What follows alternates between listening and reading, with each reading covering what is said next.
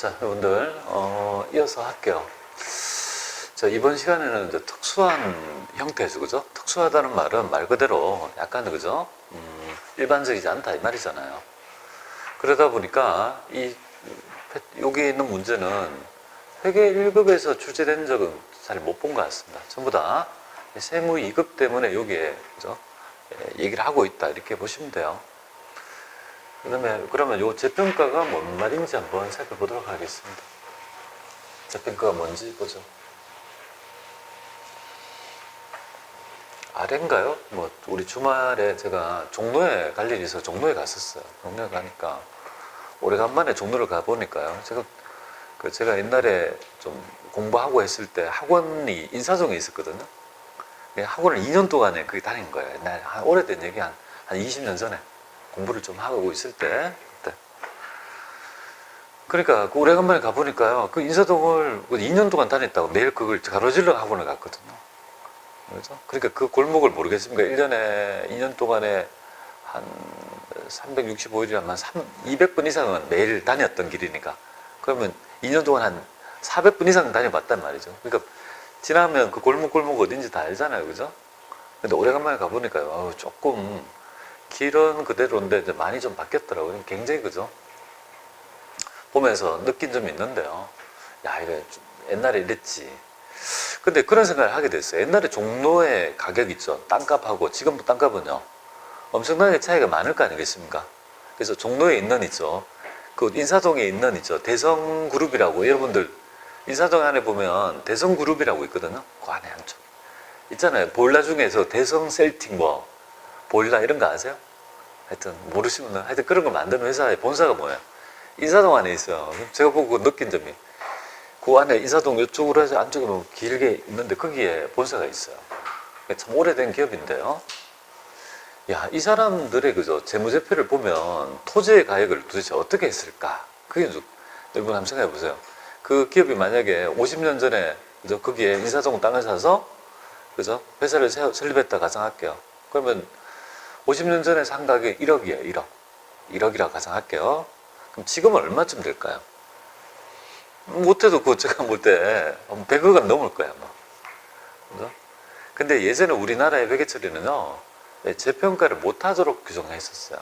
그러니까 어떤 거냐면, 토지에 50년 전에 토지를 1억 계상했으면 뭐예요? 여전히 1억이다, 이 말이에요. 그죠? 그런데, 그죠? 우리가 이제 IMF를 거치면서 미국식 회계가 접목되면서 이 재평가라는 부분이 굉장히 중요해질 수밖에 없는 거예요. 재평가와 손상이라는 개념. 평가가 굉장히 중요한 테마로 작용됩니다. 그러니까 회계 기준에 여러분들이 알게 모르게 평가라는 게 왜 계속 중요하냐면 이제까지 우리 다 평가에 관한 걸 다 배웠지 않습니까? 다 평가예요. 이것도 이제 평가의 하나인데요. 그래서 재평가란 말은 그죠? 평가는 뭡니까? 다시 한다 이거잖아요. 그죠? 그래서 1억 원을 너의 재산이라고 기록하지 말고 지금 공정가치가 100억이면 그죠? 100억만큼의 그죠? 증가해서 재평가할 수 있도록 회계 기준에서는요. 재평가할 수 있도록 해요. 그러니까 근데 이거는 선택 규정이에요. 그래서 원가 모형 그대로 처음에 산 가격을 그대로 유지할 수도 있고 재평가해서 뭡니까? 재평가액을 회계 금액으로 우리 자산 금액으로 할 수도 있다 이거죠. 그러니까 여기에 선택할 수 있도록 규정하고 있잖아요. 그죠? 그럼 재평가를 한다면 그래 도대체 재평가를 안 하면 상가액 그대로를 기록하니까 그죠? 변화시킬 거 없지만 재평가를 한다라면 도대체 어떻게 하느냐. 그래서 그거를 우리가 배운다 이렇게 보시면 돼요. 너무 어렵게 생각하지 말고 두 개만 개념만 익히면 좋겠습니다. 자, 첫 번째 한번 보죠. 첫 번째 재평가하기 전에 있죠. 최초 평가인데요. 토지가 40만 원이라고 가정합니다. 그런데 보니까 뭡니까? 토지가 50만 원 올랐다. 그죠? 재평가 한다면 50만 원이 되도록 한다는 거 아니겠습니까?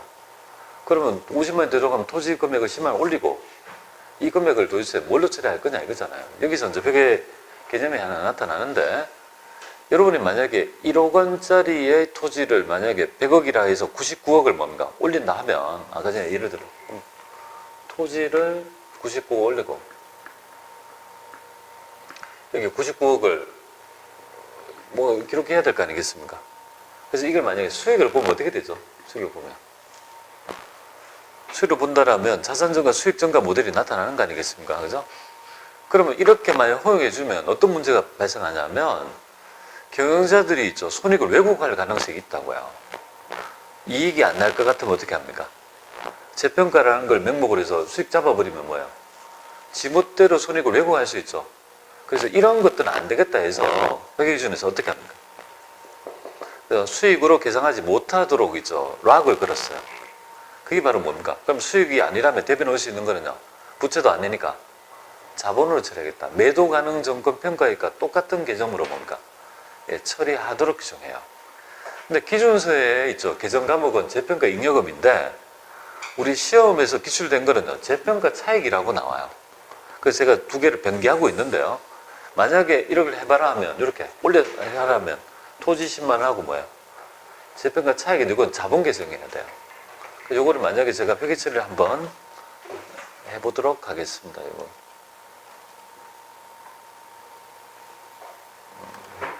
기본 계정에 있나? 있을 것 같은데.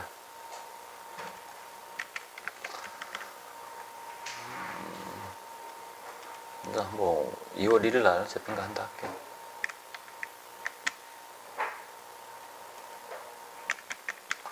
자, 여기 토지 잡고, 그죠? 10만 원 잡고. 대변에 그죠? 재평가 이렇게 치면, 재평가 치면, 여기 있잖아요. 그죠? 여기서 뭘 쳐야 됩니까? 자본 계정은 300번이거든요? 자본 계정은 300번이에요. 요거 치면 안 되고, 뭐. 알죠? 392번이잖아요. 그죠? 자본 계정을 친다. 알겠죠? 수익으로 계상하지 않는다. 이렇게 보시면 되겠습니다. 그래서 이제 392번 이렇게 해서 10만 원 이렇게 친다.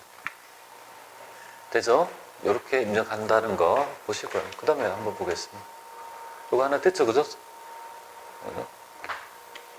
예제 2번, 3번은 볼 필요 없고요. 제가 원래 생략했어야 되는데 못 빼서 그러는데 하지 말고 2번만 보면 되겠습니다. 자, 반대의 경우도 할 줄 알아야 되죠. 근데 떨어진 것도 기록할 수 있어야 되는 거 아니에요. 그죠? 재평가 한다라면 40이었는데 최초 평가. 그런데 보니까 30이 되더라. 그럼 이게 재평가 한다고 하면 10만 원 빼야 될 거 아닙니까? 빼죠, 그죠? 근데 이게 되게 독특하죠. 그죠? 이거는 자본 계정으로 매도 가능 정권이라면 어떻게 됩니까? 매도 가능 정권 평가액은 자본 계정, 자본의 가산. 매도 가능 정권 평가 손실은요, 자본을 차감하죠. 그런데 얘는 그렇게 안 해요. 재평가는요, 손실이 예상이 되면 바로 비용 처리합니다. 굉장히 이론적 자체도요. 올라간 거는 뭡니까? 자산을 억제시키고요. 수익을 억제시키는 반면에 위험이 발생하면요. 바로 비용화하는 원칙. 얘가 바로 보수주의의 이론적 근거를 가지는 거예요. 그래서 시험 문제에 출제된 부분이 이 부분입니다. 여기 출제됐는데요. 두 개 다 나올 수 있어요. 그래서 요거를 할 때 떨어진 만큼을 재평가 손실을 잡는 거 아니에요. 대신에 얘는 영업의 비용으로 처리해야 돼요. 바로 비용 처리니까. 알겠죠? 그게 이제 논점이 된다. 이렇게 보면 돼요. 자, 그러면 요거를 회계 처리를 한번, 여기 있죠. 2일날 한번 해드리겠습니다. 대변에, 그죠? 10만원 빠지고, 그죠? 차변은 뭡니까? 재평가 뭡니까? 재평가, 이렇게 했을 때, 뭐를 잡습니까? 여기 900번 돼 있잖아요. 그죠? 재평가 손실 있잖아요. 요거 잡는 거예요. 알겠죠? 그래서 이것도 보수주의의 이론적 근거. 올라간 거는 뭡니까? 손익의 왜곡을 막기 위해서 자본을 처리한 반면에 떨어진 거는요. 위험이 발생되니까 바로바로 위험을 알려주자는 보수주의의 이론적 근거 때문에 바로 비용한다. 알겠죠? 그 점만 좀 알아주시면 좋겠습니다. 자, 요거만 좀, 요거는 이제 삼각자산인데요. 몰라도 돼요. 그냥 하지 마세요. 그냥 넘어갑니다. 이렇게 되고, 그리고 얘보다는요, 이 우리 테마에서 가장 많이 출제된 거는 손상이다. 이렇게 봅니다. 손상차순이 가장 많이 출제됐다. 나름 특수한 유형에서 가장 중요한 테마가 바로 손상차순이다. 이렇게 봅니다. 이렇게 씁니다. 두 개. 이게 중요한 파트다. 이렇게 봅니다. 그렇죠. 손상이라는 말이 뭐냐 이거잖아요. 그죠? 자, 이거 어떤 의미인지 보겠습니다. 옛날에 이거를 가맥 손실이라고 해서 가맥. 과맥이 말고 가맥. 그 액수를 감한다, 그죠? 가맥 손실이라. 지금은 그렇게 안 쓰는데, 그러니까 옛날에 용어가 가맥 손실이라는 개정을 사용했는데요. 그런 것들이 일제식 개정이라 보니까 2000년도를 거치면서, IMF를 거치면서 용어가 바뀌어졌습니다. 그 영미식으로 바뀌어진 개념이 바로 손상이라는 개념으로 바뀌었다, 이렇게 보면 돼요. 자, 어떤 의미를 담고 있는지 한번 보겠습니다. 우리 기업이 존재하는 위험이 있거든요. 위험이 있거든요. 위험을 도대체 회계 정보로서 어떻게 만들어낼 건지에 대한 얘기다, 이렇게 보시면 돼요. 위험이 나타날 수 있잖아요, 그죠? 그래서 이 위험은 크게 두 가지 생각하겠습니다. 시장의 위험하고요, 그 개별 기업만이 가지는 개별 기업 위험, 이 두 가지가 있는 거예요, 그죠? 위험은. 그래서 이제 시장의 위험이라는 것은 시장에서 공통적으로 발생될 수 있는 위험이죠. 가장 대표적인 예, IMF 같은 거. IMF는 우리 국가의 시장에 직면한 위험이죠. 그런 것들이 만약에 그럼 이런 위험에 따라 가지고 자산 부채의 증감이 발생할 수 있죠. 우리 그때 IMF 때 어떤 일을 겪었는지 아세요? 여러분들 뭐 그때 현장에 계신 분도 있고 그때 뭐 나이로 어린 분도 계셨을 것 같은데요. 지금 한 20년 됐네. 20년 좀 넘었네요. 97년도니까, 그죠? 20몇 년쯤 됐네요. 여러분도 아마 제가 그때 IMF 때 어떤 회사의 대리였습니다. 그래서 직접 그죠? 체험을 했던 개념인데요.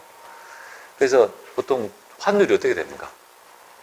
환율이, 그죠? 한 2,400원, 500원까지 올라갔습니다. 말이 됩니까?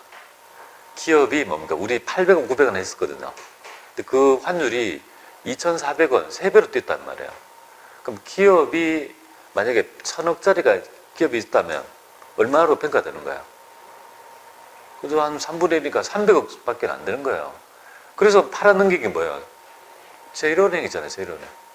제1은행이 지금 우리나라 겁니까? 아니잖아요. 뭐 어쩌고저쩌고 SMHC 뭐 하여튼 그러잖아요. 차타르은행인가 뭐 이상한 자본이잖아요. 그러니까 그거 싸게 판 거예요, 그죠? 그러니까 얼마나 웃기는 얘기냐, 그죠? 그러니까 돈 있는 사람은 그때 뭐 우리나라 자산을 다 사는 거예요, 그죠?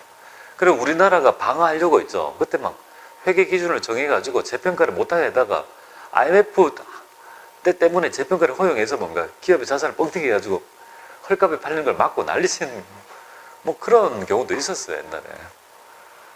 그때 이제 시장의 위험, 그 다음에 환율하고 주가가 어떻게 됩니까? 주식시장 개판. 그죠? 그러니까 주식시장에서 통용되는 삼성전자의 가치가 만약에 10조였다, 100조였다 가정하면요. 그때 반토막 이상 나잖아요. 그죠? 그러니까 옛날엔 100조였는데 지금은요, 30조, 40조밖에 안 되는 거예요. 다른 기업에서는요, 우리나라 기업을 헐값에 살 수 있었단 말이에요. 그런 것들은, 그죠? 시장 위험은 평가라는 걸 통해서 뭡니까? 그 녹여낼 수 있는 거예요. 위험을. 평가를 통해서 떨어진 만큼을 녹여낼 수 있는 거죠. 하지만 시장의 위험과 다르게 뭐예요? 그 기업만이 직면한 위험이 있죠. 그런 기업이 직면한 것을 녹여낼 수 없거든요. 그러니까 추가적으로 더 평가해서 뭡니까?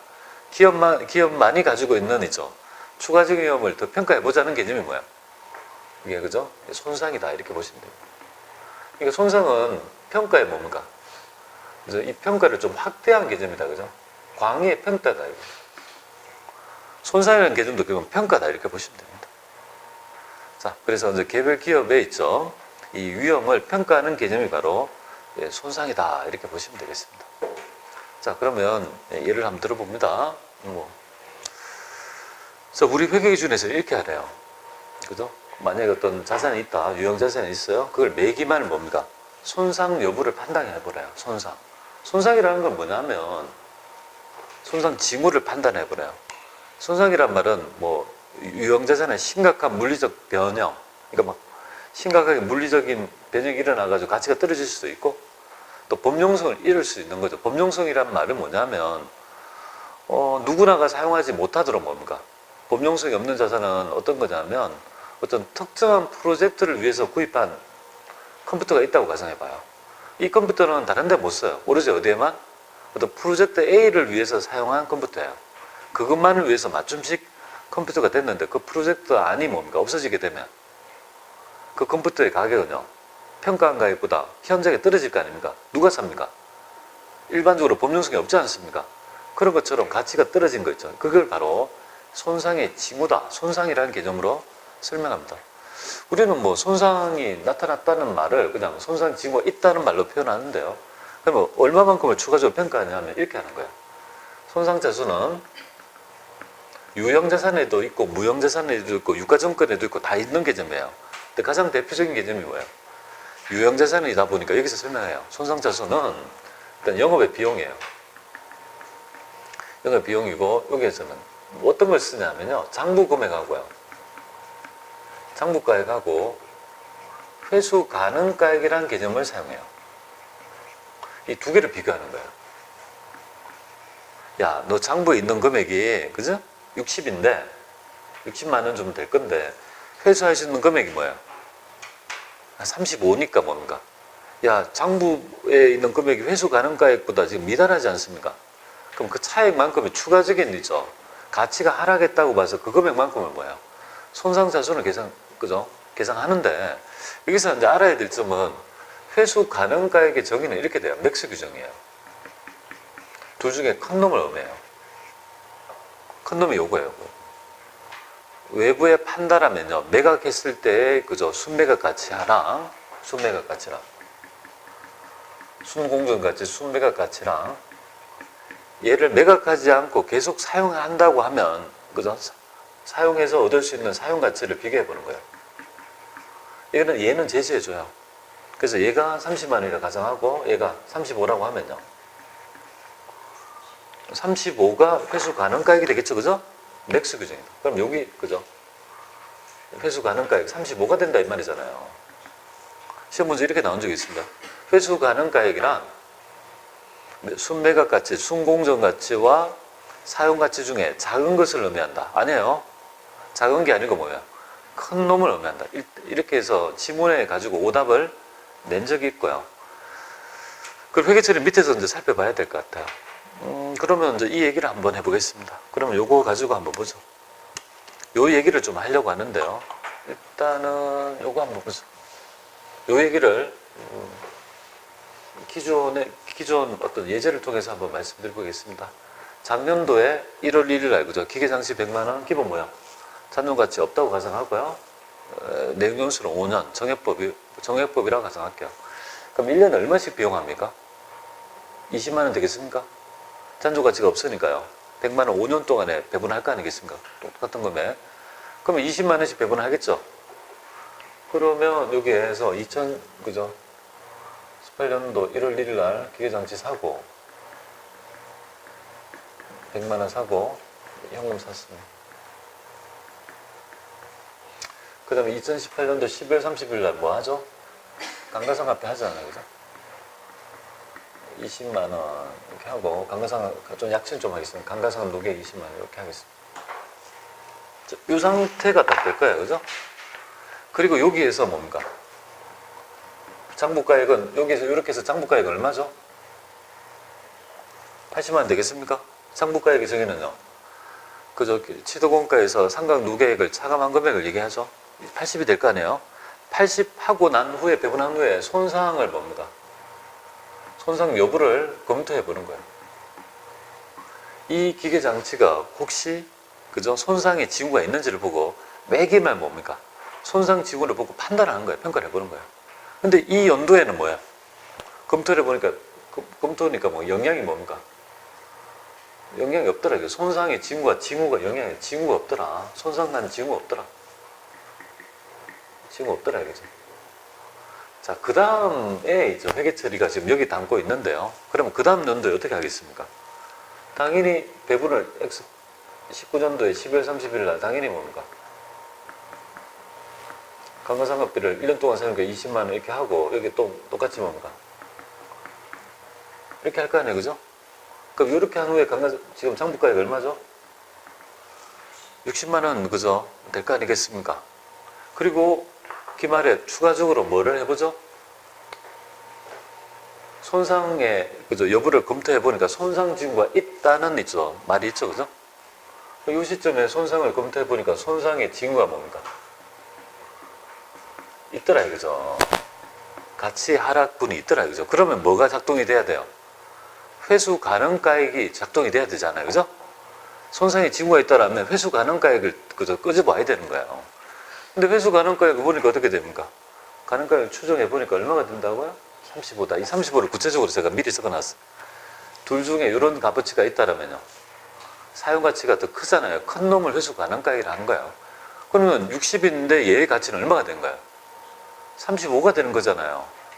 장부가액이 30으로 떨어진 거죠. 25가 추가적으로 하락된 거 아니겠습니까? 요 금액이 얼마가 되겠습니까? 빼면 요 금액이 25만 원 되는 거 아니에요, 그죠? 그죠? 그만큼이 추가적으로 더 하락했다 이 말이잖아요.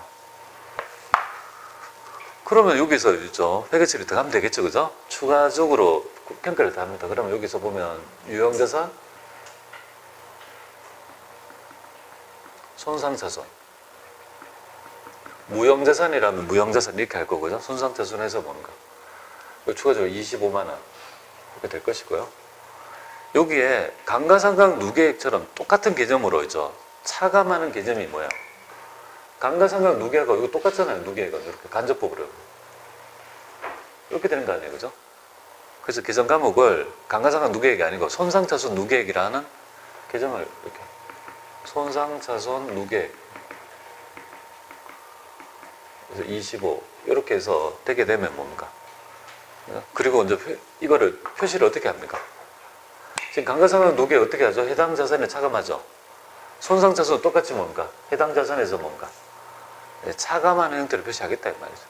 그러면 이렇게 정보를 만들어 가지고 내면 너가 산 가격은 100인데 원가를 배분한 금액은 40.